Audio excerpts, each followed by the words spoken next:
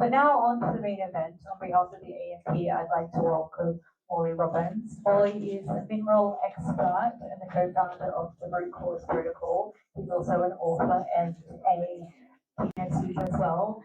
And I've had the privilege of getting to know Morley over the last couple of weeks, and he's really changed my thinking around some certain things around testing. So I hope he does the same for you guys as well. So I'd like to welcome Morley. Thank you.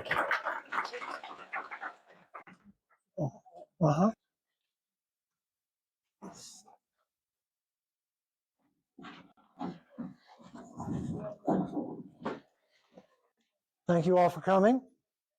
Given the many choices of what you could have done tonight, I'm delighted to have this many people here. Thank you. This is actually the first time I've had an opportunity to speak outside of the States on this topic. I do a lot of, obviously, do a lot of podcasts. How many people have seen some of my podcasts? Okay, all right, great. I've actually talked to people who've seen every one of them. I'm like, dude, you got to get a life. Come on. No, this is sort of an out-of-body experience for me, and very excited to be here. Looking forward to tonight and tomorrow night and Friday night, and then we'll wing our way back to America. I'm just curious, how many people here have been told that you were anemic? So about a third of the group. Okay. So would it surprise you that I don't think anemia exists on the planet? It's an absolute lie in medicine. And I won't be able to go into it in a lot of detail tonight, but I'm going to be spending a lot of time around that topic. And it's really kind of fun because everything that you know about iron is a lie, because no one ever talks about copper. So a couple things I've never done before. In your packets are a couple documents. The starter guide, for those of you who want to know more about how to do this. You've got to have the pen, right? Take good notes. But,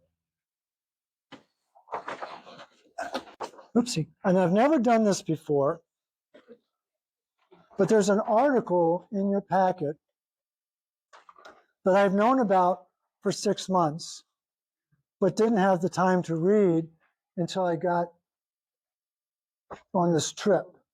So I started the article on the plane and couldn't stop. And I've been a pretty boring guy because I've been consumed by this article. And it's actually the first part of a two-part article. And I'll make sure that Tegan, wherever she's hiding now, I'll make sure that Tegan has the PDFs of these two articles so you can read them without my comments. But I thought it'd be kind of fun for you to see my marginalia is what it's called. And apparently this marginalia is really worth a lot of money. Like when I kick the bucket, this stuff is going to be really cool. Like, so, but I'm going to put that off for a long time. That's not going to happen anytime soon. But the significance of this article, and I've been able to do a wonderful podcast with Doc Malik, who's hiding in the back, in the last row. Yeah. This is an article from 1961. Oh my God, it's so old, right? Oh my gosh, it's like 80 years old or 60 years old, 60 years old. But these two individuals, Edelstein and Valley, were distinguished professors of medicine at Harvard Medical School. And they wrote, this article is in the New England Journal of Medicine. I don't know, it's a pretty good publication. Not as good as the Lancet, right? But there's a pecking order. Got Nature, Lancet, right? Right? Okay. And then you've got probably New England Journal would be like third or fourth. But this is part one of a two-part article. But if you read this article, if you take the time to read this article, it's going to make your toes curl. Because most people are afraid of copper, think it's toxic, and don't understand what I'm talking about. But they understood this back in 1961. Now, the most fascinating part about it is none of this information is taught in medical school. How do I know that? My daughter-in-law finished her training at a little school in Boston called Harvard. And she doesn't know what I'm talking about. She's fascinated. It took 15 years for her to finally come around. And I'm up in Boston. My two oldest kids live up there. And she walks into the living room and she said, never for 15 years, not one word about the research or the focus that I have. She just like, if we were in a room, she'd be on one side, I'd be on the other. And she walks into the room and she said, Morley, could there be an environmental issue that's causing everyone to be so sick? You seem to be a world expert on that. And I first looked up to see if there's a lightning bolt coming down. And I said, well, how much time have you got? And Nisa and my son Matt, we sat down for 3.5 hours, and I could finally kind of come clean with what I knew. And she was like, you've got to be kidding me. This can't be. And I said, I'm telling, and I sent her all sorts of articles. But I just want to real quickly walk you through. It's like a 3-part, and this is old hat because for those of you who follow Doc Malik, you'll hear this on the podcast. But and it's a world-class podcast, right? Chickens running around.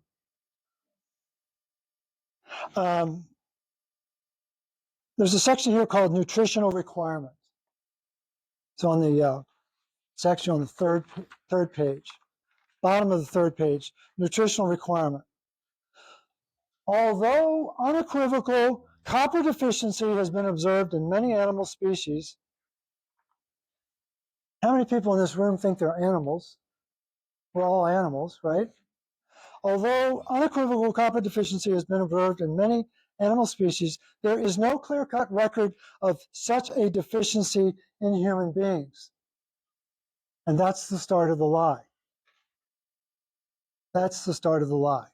Then we continue on to the top of the next column, deficiency states in animals. Low copper diets in animals, wink, wink, lead to anemia, wink, wink, bone disorders, wink, wink, central nervous system demyelination, that's called MS, and neurodegeneration, that's called Alzheimer's, Parkinson's, Huntington's, ALS, wink, wink, abnormalities in the pigmentation and curling of hair and wool, fibrosis. Do you know anyone who has any fibrosis issues? Like half the population. Hypertrophy of the myocardium, so enlargement of the heart. Do you know anybody who has heart issues? Possibly. Diarrhea and scouring and reproductive failure with resorption of the fetus. Well, that's sort of a who's who of chronic conditions that us two-legged rats are struggling with because we're not supposed to know about copper deficiency. And then I interjected a third factoid. How many people have heard of McCants and Widdowson? They analyze the nutrients. They were the go-to team from the 30s to the 70s. McCants was a pediatrician, Widdowson was a biochemist, and they were a dynamic duo who established the standards for nutrition in the UK and pretty much around the world. They were de rigueur, as they say, across the channel.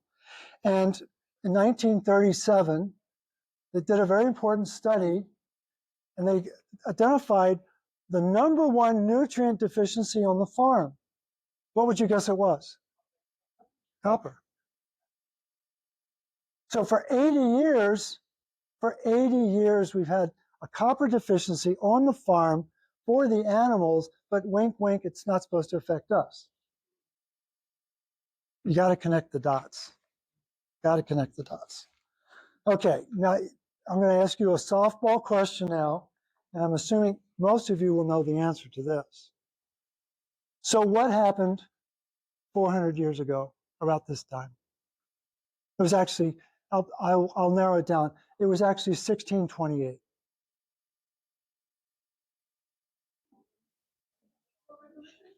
Pardon?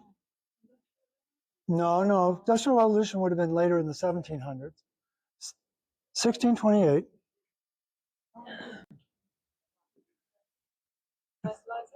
Pardon? No. Who knows who William Harvey was? You ever heard that name? Famous British physician, right? And what did William Harvey figure out? He figured out that arteries and veins are connected. He established that circulation is how the body works. It was a very heretical hypothesis to bring forward, but he had done all sorts of illegal cadaver examinations. But in any event, that changed medicine. He's considered one of the great pillars of medicine for his assertions. And not that I in any way comparing myself to William Harvey, but what I want you to really think about is there's such a thing as recycling of the blood. It's really, really important. And every second of every day, every second, we're turning over 2.5 million red blood cells. We're breaking them down and we're creating them. And it's 200 billion red blood cells every 24 hours. And that's not taught in any healthcare practicum practitioner training that I know of. And that's what runs our body, is that recycling program. And guess what metal runs the recycling program? And it's copper. And so we're supposed to believe that copper is a toxin. And what you'll find if you take the time to read this article, it's taken me a week to read 8 pages. That's how slow I am. But what you'll learn is that the amount of copper in the pregnant woman's body, the amount of copper in the serum triples during the course of the pregnancy. And the amount of ceruloplasmin, please say it correctly, ceruloplasmin, not ceruloplasma, it doubles in the placenta of the woman's body, of the pregnant woman's body. So if it was a toxin, why would Mother Nature want to triple it in the blood and double it in the placenta? It makes no sense at all. So you still want to stay? Final opening remarks. Does anybody know what this is?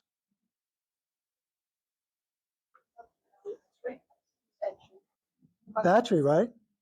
How much did I pay for these batteries? Too much, right? That's exactly right. But I needed an audio visual. How do these things work? You put them in the device and the light comes on, right? Right? And when the light starts to flicker, do you go to the light doctor or do you just go to the hardware store and buy some more batteries? Right? You don't need a light doctor. And this is what runs your mitochondria. And what you're going to find in this article, 1961, they knew that the highest concentration of copper in the human body is in the mitochondria. They knew that in 1961. It's buried. It's now, that information is now stored with the Ark of the Covenant in the Indiana Jones warehouse. Good luck finding it. All right. So I'm going to go till about 7:30, and we're going to do a quick 7-minute break, not a 10-minute break, a bio break of some sort, and then we're going to come back and do Q&A. Does anyone have any questions? So I'm not going to ask them now. We're not going to. Oh, you don't have any questions? That's great. All right. We'll be out of here at 7:35. Oh, a question. Yes, ma'am. Excuse me. High copper. Obviously, the levels go up in pregnancy, and then postnatally, it can be a link with postnatal depression. Yes. It doesn't drop down in balance out. Actually, the postnatal depression would be lack of copper, not too much copper. Yeah. I was born in 1952, so I'm kind of ancient. And when I was 6 years old, how many people have seen the movie Cuckoo's Nest? Okay, so you know the electric shock therapy? Yeah. So my dad was scheduled to have his second electric shock therapy, and he said, that's not going to happen. And he ran away from home, never to come back. So everyone has a wound. That's my wound. And so imagine my surprise. So that was the procedure that they used back in the 50s to deal with schizophrenia, was right? So imagine my surprise, 1959, a year after this happened, and I found this article probably about 7 years ago. 3 professors from Harvard Medical School flew down to Tulane University in Louisiana. Why did they do that? And they were working with 34 patients with schizophrenia, and they injected them with 1 shot of ceruloplasmin, which is the copper protein that pretty much runs our body. How many of those 34 patients were cured with 1 shot of ceruloplasmin? 30. 30 of 34. Now, if you want to have fun with your local physician, ask him what ceruloplasmin is, and then ask him where you can buy it. It's gone. I mean, you can buy it, but only for research. And if it were administered to people around the globe, chronic disease would stop like that. It's hard to believe. I started with 2 questions. Why is everyone so sick? I spent 32 years working in hospitals as an executive and a consultant. And then I was fascinated by anemia. How does it exist on a planet where iron is the #1 element? That made no sense to me at all. So for you to believe in anemia, it means prior to COVID, I would have said that humans were the most evolved species on the planet. Now I'm not so sure. But for you to believe in anemia, it means that the most evolved species on the planet has lost the natural ability to metabolize the #1 element on the planet. That makes no sense at all. So don't confuse low iron on a blood test with iron dysregulation because of a lack of copper. And the iron gets stuck in the tissue. And the reason why these 2 things happen is because ceruloplasmin is really important. It's a beast of a protein, 1,046 amino acids. To put it in perspective, insulin has 45. And there's between 6 and 8 copper atoms inside this protein. That's a big deal. It's a tank. And when it was first written about in the late 40s, for 30 years, there were 8 copper atoms. Then in the 70s, it suddenly went down to 7 copper atoms for 30 years. And then starting around 2000, it's down to 6 copper atoms.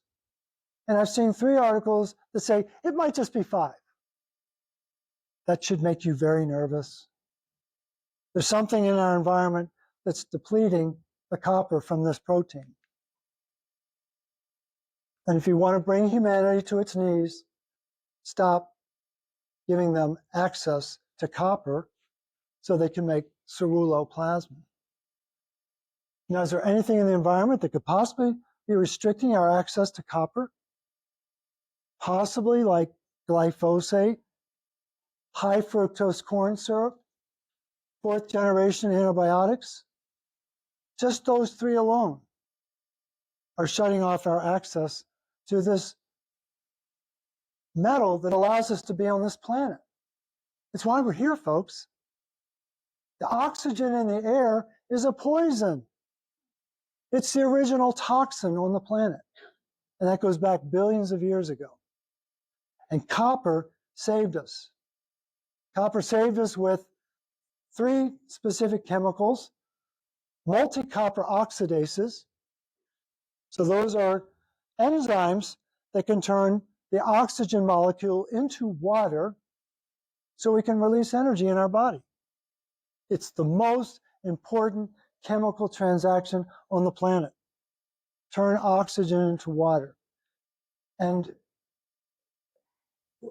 we were having a podcast with Laura Vaknine. I don't know whether any of you know her, but she referred to the water as intelligent water. I said, well, where do you think this intelligent water is being made? She said, I don't know. I said, it's being made in the mitochondria. Mitochondria are water wheels. You think they're energy furnaces, but they're making water all the time.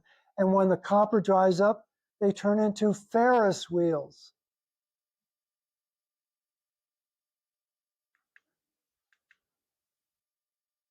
Great book if you're looking for something to read, Dirt to Soil by Gabe Brown. He's a farmer, I think, in North Dakota. It's not complicated. You want to turn the dirt into soil? Bring some animals around and let them do what they do naturally. But what I was really struck by in this book was if you want to make small changes, change how you do things. If you want to make major changes, change how you see things. Very important distinction. So what we're going to try to do here is really give you a different perspective of what's really going on. Does anybody know who that is?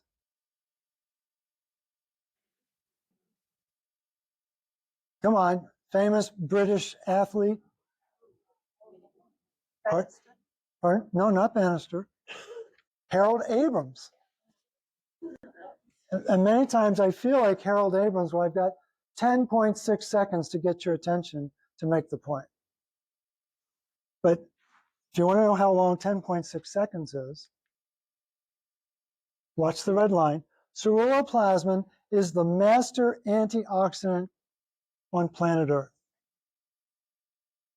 How many people knew that?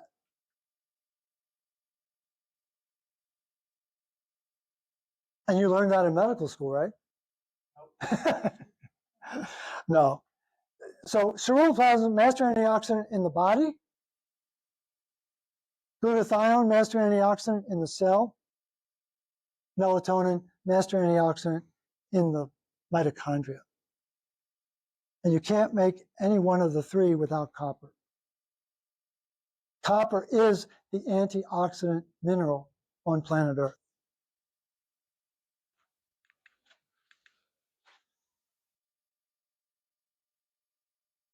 One ring rules them all. This is a really cool concept, obviously referring to the series. Did you all know about ferroptosis? Is that a term you've ever heard before? So you've heard of apoptosis. You've heard of necrosis, right?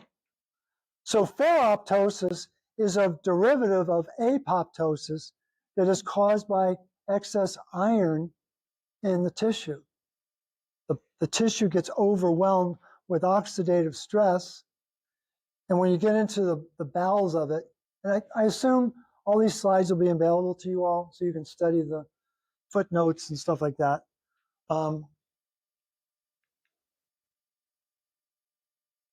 It's an iron-regulated cell death.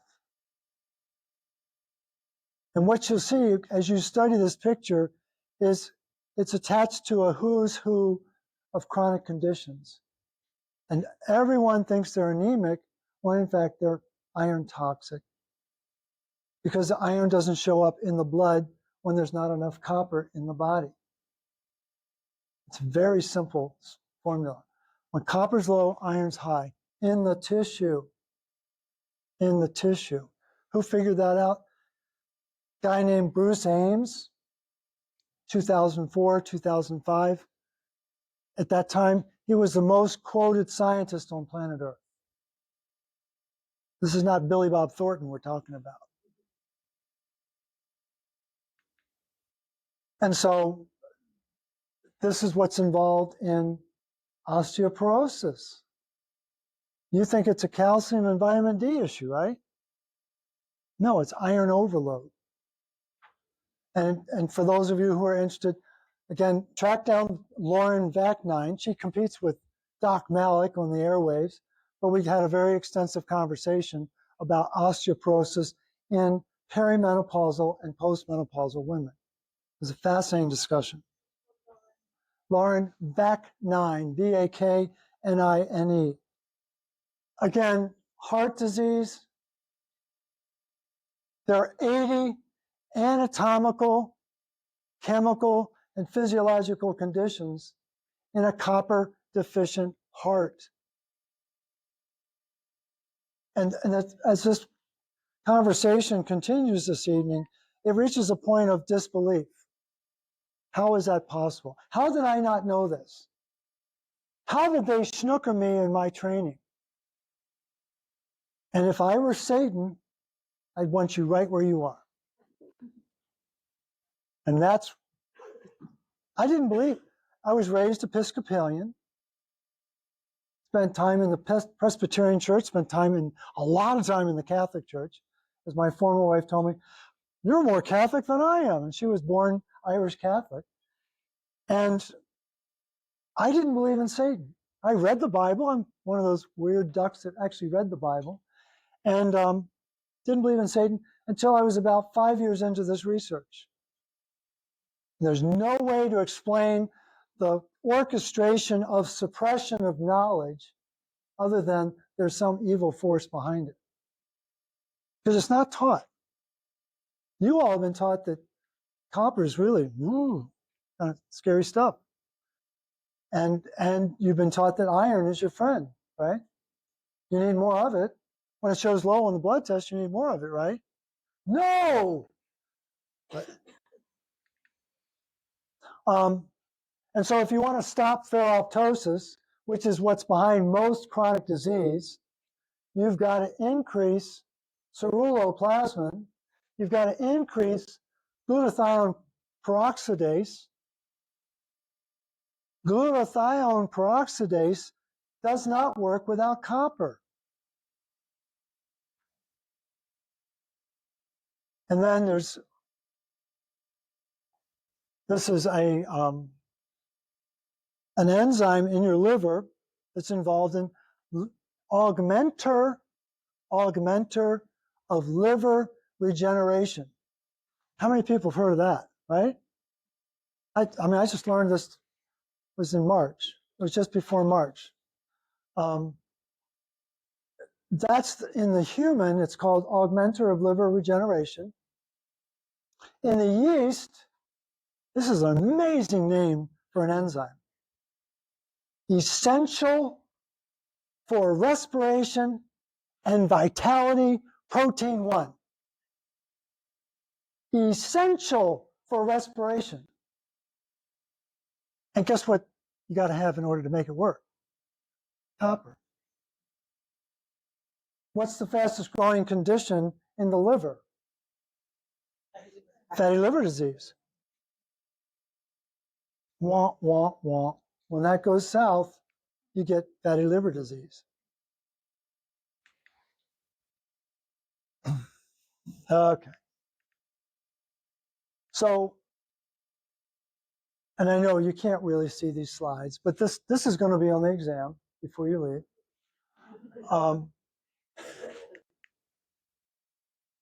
I've been studying this slide or some derivative of that slide for 10 years now. That's how geeky and boring I can be.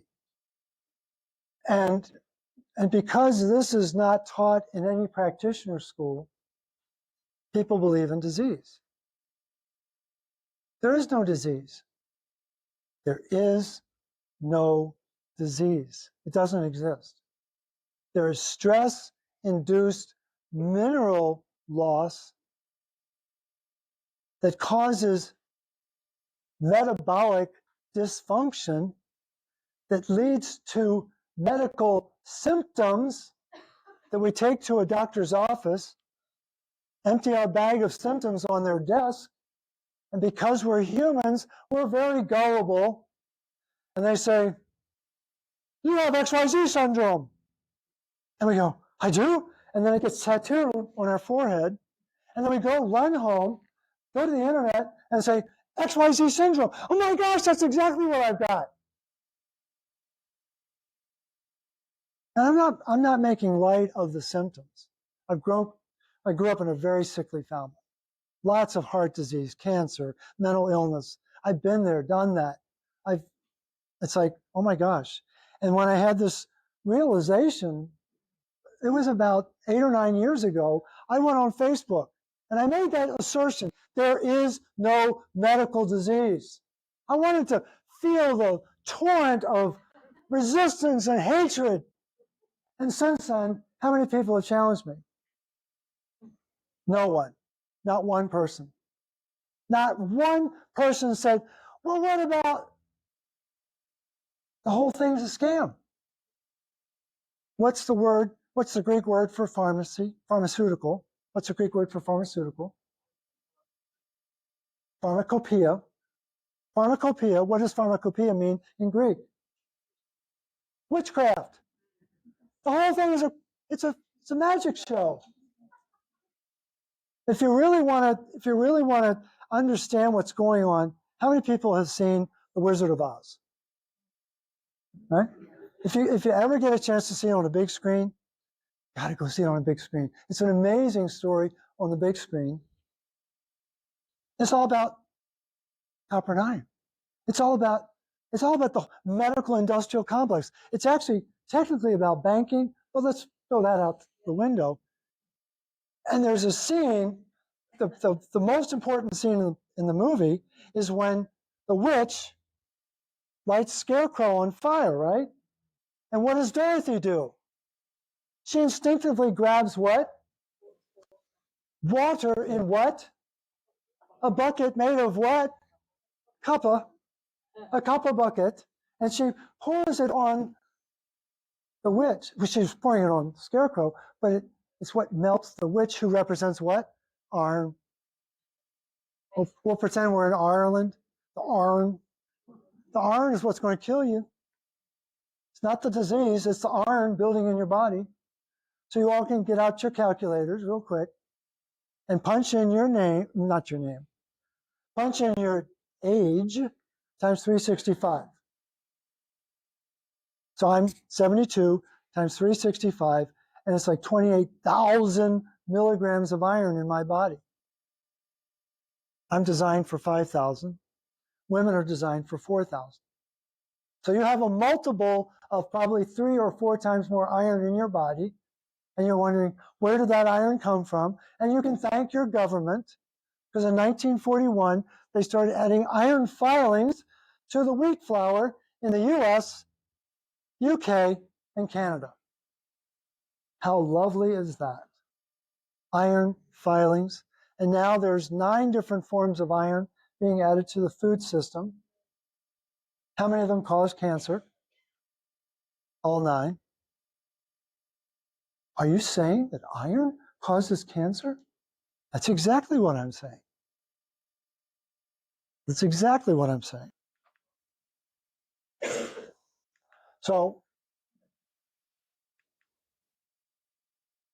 this little mechanism here, ABCB8, which I'd never heard of until a few months ago, the ABC transporters are a really big deal inside our body because they move minerals. But the ABCB8 is what's moving iron out of the mitochondria so it doesn't get choked and then cause chronic conditions. This is a really big deal. It manages mitochondrial iron egress.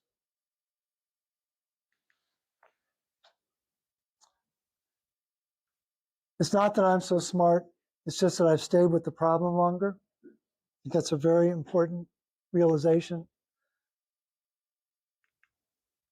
And then my favorite, it ain't what you don't know that gets you into trouble. It's what you know for certain that just ain't so. And unfortunately, our heads are filled with a lot of narrative, not the truth. And we want to believe it's the truth, but it's not.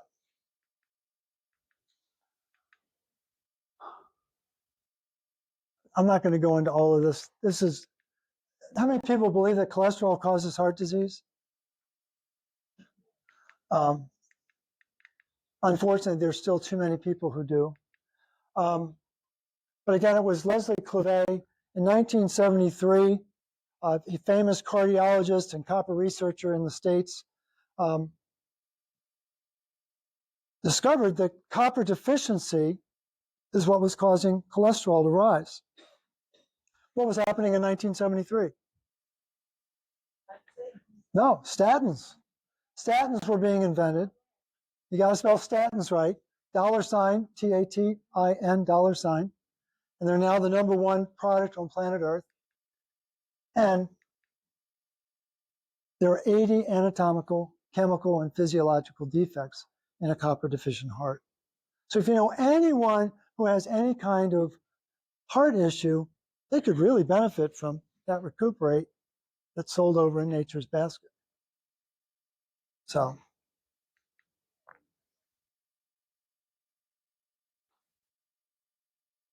I should ask you what you think this is, but I won't. What we're looking at is the copper-iron relationship, and there are many, many articles, thousands of articles, that talk about iron metabolism. There are hundreds of articles that will talk about copper metabolism, and there are dozens of articles that will talk about ceruloplasmin being the hinge point between the two. Most practitioners worldwide have no idea that copper and iron are connected through the actions of ceruloplasmin. And what you'll read in that article, if you take the time to read Adelston and Valley, they're very clear about it. Now, the significance of Valley, Bert Valley was a big deal at Harvard.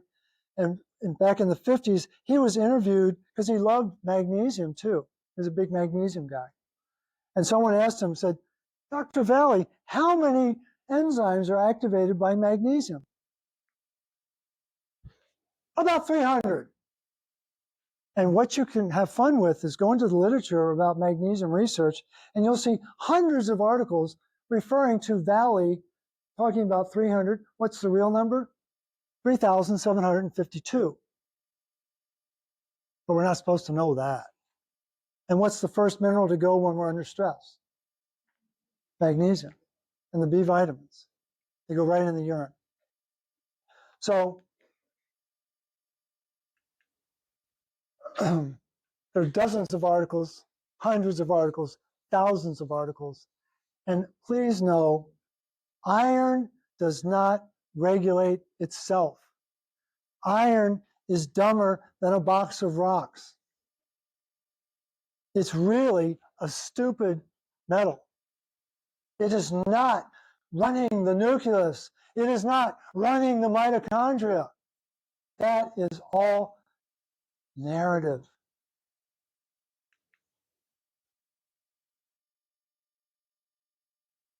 And so this particular article references Dr. Sheftel from Canada, A Long History of Iron in the Universe. It's been around for a long time. The precise mechanism by which ceruloplasmin promotes iron efflux from macrophages and other cells remains uncertain. 2012. They're talking about it in 1961. And so the truth of the matter is they know exactly how copper influences the movement of iron in the body. It's well documented in the literature. It's just not taught. They don't want you to know this. Why? Because it really kills the narrative. What's Big Pharma's strategy? One gene, one protein, one drug. It's a really good, it's a very simple model. What's ceruloplasmin? One gene, one protein, dozens of functions. Boop, there goes their model. Blown out of the water. And they don't like that. So Dr. Sheftel was just stretching the truth a little bit. Here's our hero, ceruloplasmin. This will be on the final too. Got that? You've got to be able to draw the ribbon diagram. This is what copper toxic pundits never want to talk about. Ceruloplasmin. The fact that the body has innate intelligence of how to regulate copper in the body. Very precise mechanisms that are not taught, so therefore it becomes toxic.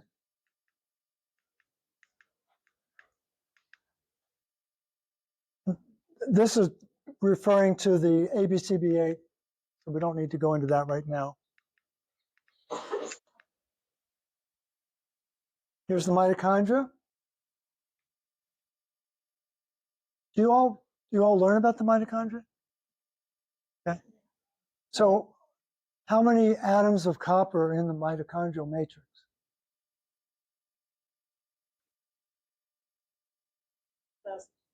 Yeah. Not fair, but she's right. No. All right, so let me ask it a different way. How many mitochondria are there in the human body? Don't you say a word. How many mitochondria in the human body? Right? More than 10, right? Right? Every cell. Okay. Four. Many, right? So a friend of mine says, Morley, stop with these numbers. There's only 3 numbers in the world. There's 1, 2, and a lot. It's 40 quadrillion mitochondria. That's 15 zeros. But I think it's important to know the gradation. There's 2,000 mitochondria in a liver cell. There's 4,000 in a kidney cell. There's 10,000 in a heart cell. Think about that. 10,000 mitochondria in a heart cell. How many mitochondria are in the mature egg in a woman's body? Another? 600,000. It actually ranges from 100,000 to 600,000. So you think that possibly might be involved in PMS? About how many mitochondria are actually working? And then there are brain cells, neurons, that have as many as 2 million mitochondria. Does that change your understanding of the problem? It's an energy issue. If you don't know that these cells have variations in mitochondria and that these mitochondria don't work without copper, think of it this way. The mitochondria is like the kitchen in your home. How many people have a kitchen in their home, right? We all have kitchens, right? Everybody has a stove, right? All right, so inside complex 4, it's called cytochrome C oxidase.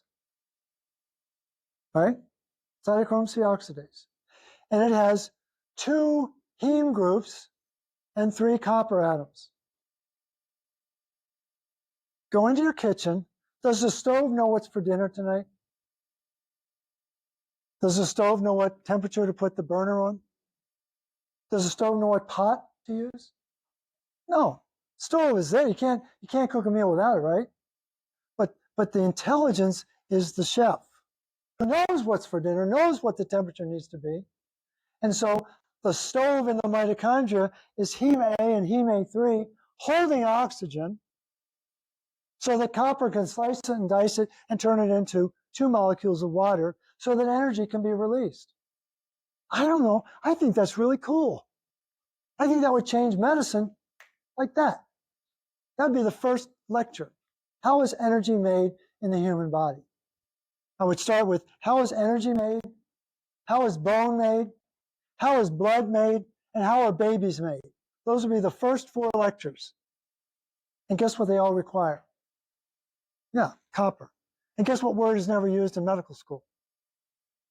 It's like Voldemort at Hogwarts Academy.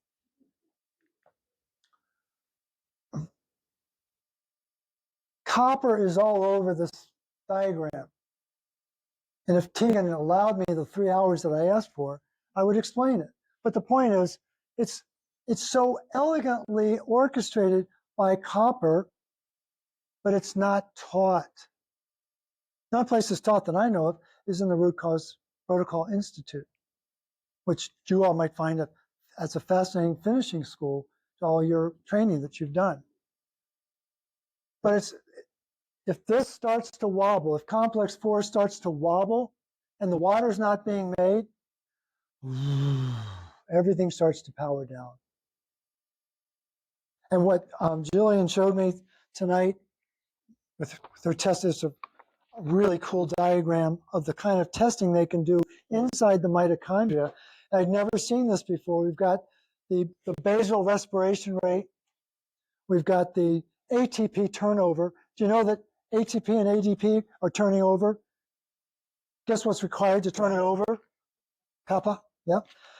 Then she's got the maximum respiration, but I've never seen this before, reserve respiration capacity. That's what we don't have anymore. We've lost our reserve. And they've got a test that can measure it, which I think is amazing and would encourage you to look into it. So this is where it's at, but stop thinking of the mitochondria as a furnace making energy. It's really a water wheel. It is making energy, but it's to recycle iron. It's a smithy. That's really what the mitochondria is. It's a very sophisticated smithy.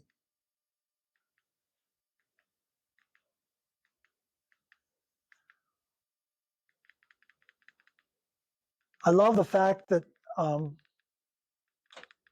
the dichotomy between iron and copper, there is no copper fortification. If a woman gets pregnant, there are only 2 things they worry about. What are the 2 things they worry about? Folate, yeah, I'll spot you that, folate. But what are the other 2 things they worry about? Iron, and vitamin D. Vitamin D. Vitamin D. If you want to have a healthy fetal brain development, what are the 3 nutrients you need to focus on? Vitamin A, copper, and magnesium. How many people in this room have been pregnant? Okay. Most of the women, that's interesting. None of the guys have gotten pregnant? But the thing is, how many of you who've been pregnant had your copper status checked? Had your magnesium checked? Had your retinol checked? What do you think is the most important nutrient for breast milk? Pardon? Retinol. After a woman breastfeeds the baby for 18 months, they have this much retinol left in their body. Absolutely zaps them of their... And what's really cool is what copper protein do you think might possibly be in the breast milk that's essential for the baby's development? Ceruloplasmin, that's right, and lactoferrin. Why is there lactoferrin in the breast milk? lacto, milk, ferrin. It's grabbing iron. Why is it grabbing iron from the breast milk?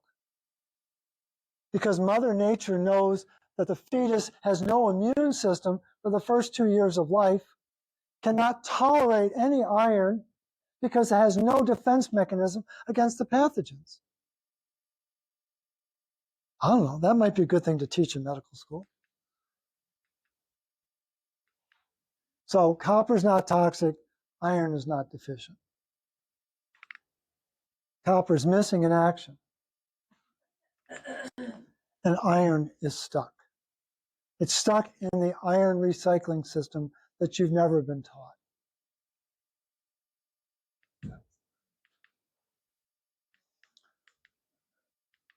And this is the research. This is 90 articles that document what I'm talking.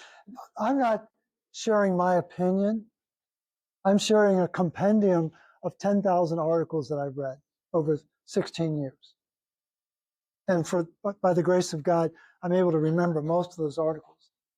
I read about copper. It's always copper, zinc, that relationship. Do you want to know about that? Okay. So the guy that really made that famous, his name was Carl Pfeiffer. He got his PhD before he got his MD degree. That's always a ooh, right?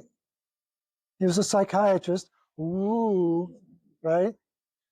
And so, have you heard of the MK Ultra mind program of the CIA? So Carl Pfeiffer was a principal in that program. Are you feeling good about this copper zinc thing? So prior to the 1960s, the great scientists of the world, Warburg, Krebs, Schultz, L.V. Ham, amazing minds. They studied two metals, copper and iron. Why did they focus on just copper and iron? This is from the 1920s to the 1960s. Why did they just focus on those two metals? Because they wanted to really understand how energy is made. This was before Big Pharma really took over medicine. And so the zinc-copper ratio was the brainchild of Carl Pfeiffer, right? It better be 7-to-1, right? And if you believe that, well, actually, I don't have a used BMW. I just gave my used BMW away. I'll find a used bridge to sell you. It's the biggest scam on the planet. You want to focus on copper and get zinc through your diet.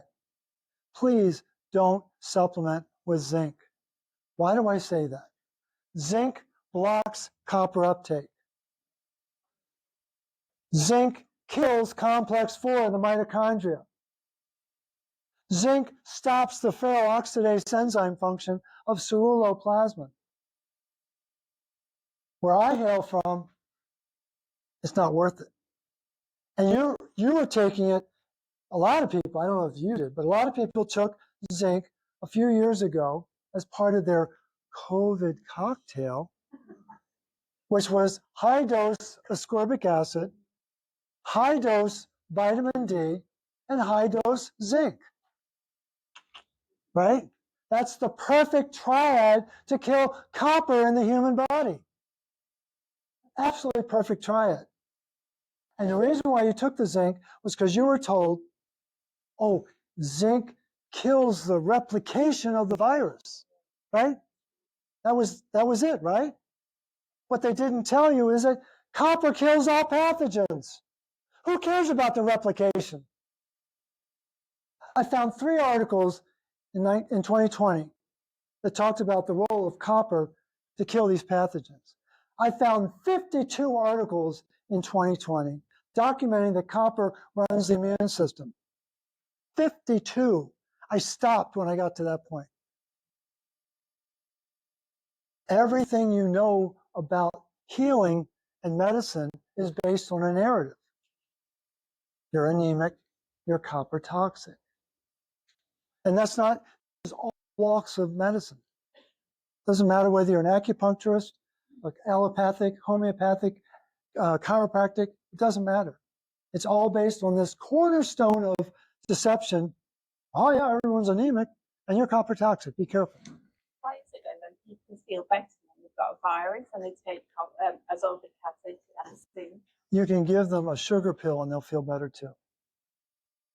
No, I'm serious. The tragedy of what's happened, what's happened to healing on the planet is symptom relief, not physiological restoration. So everything is about treating the symptom. Take the headache away, take the pain away, take the nausea away, whatever. But there's not correction of the underlying root cause of the problem. So literature, it's a maze of deception. You have to read what conclusions they're drawing and who's paying for it. Yeah. Again, 90 years of documented proof that copper regulates iron. It's just not taught. And again, this is the article I was referring to by Bruce Ames, documenting the fact that iron gets stuck in the tissue and that it's actually 10 times higher. If you're curious about aging, there's nothing sophisticated about it at all. Aging is iron accumulation, period.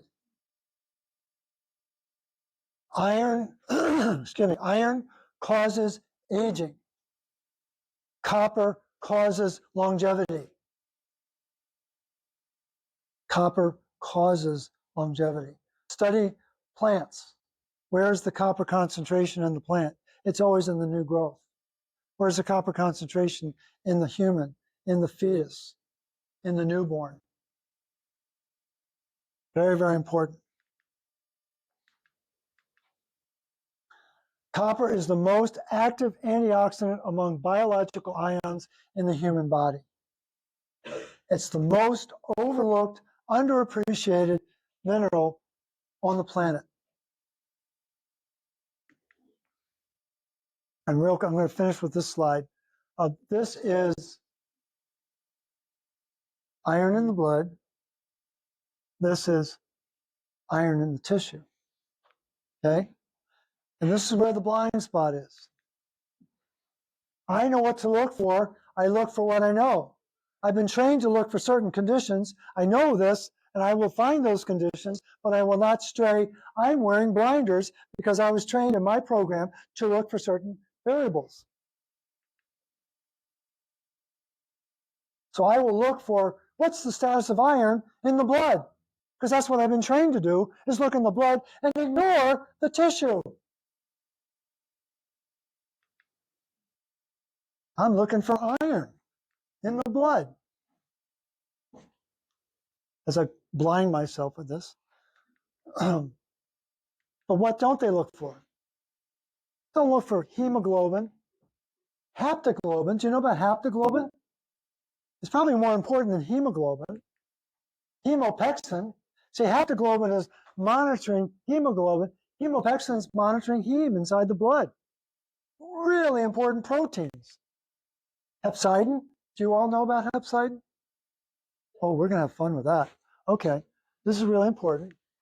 Hemosiderin. Who knows about ferritin? Iron storage, right? Right?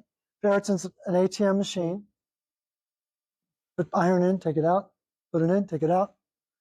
What's the card made of? Copper. You can't put iron into ferritin without copper.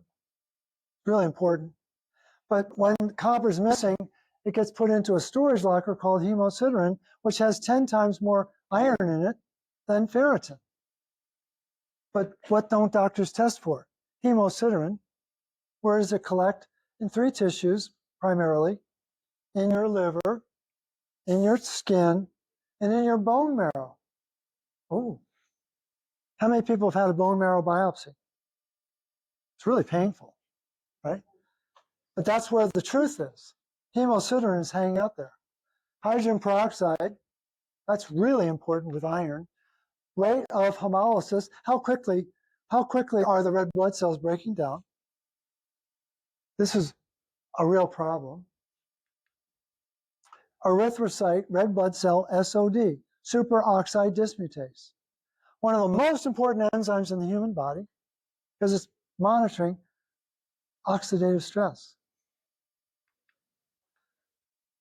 Erythropoietin, EPO, right? That's what Lance Armstrong was using, or his colleagues were using. Catalase, very important, copper-dependent antioxidant enzyme. The ferroxidase activity, not its height, not its level, its activity. A needle biopsy of the liver, a Tesla 2 MRI of the liver. If you really want to find out iron status, you got to do all 12 of those tests. But what do doctors do? Oh, your ferritin's low, you need more iron. I get calls from people all over the world. It's out of control, folks. It's absolutely out of control. Because by not knowing this, doctors are recommending iron at an outrageous rate. The growth rate for iron infusions by the leading company in the States is 9% per annum for the next 10 years. That should make your sphincters tighten up. So this is the motto that runs medical school. I know what to look for. I look for what I know. What runs business school is something very different. What gets measured gets managed. And if you're missing information, you're missing truth. And that's really where we are.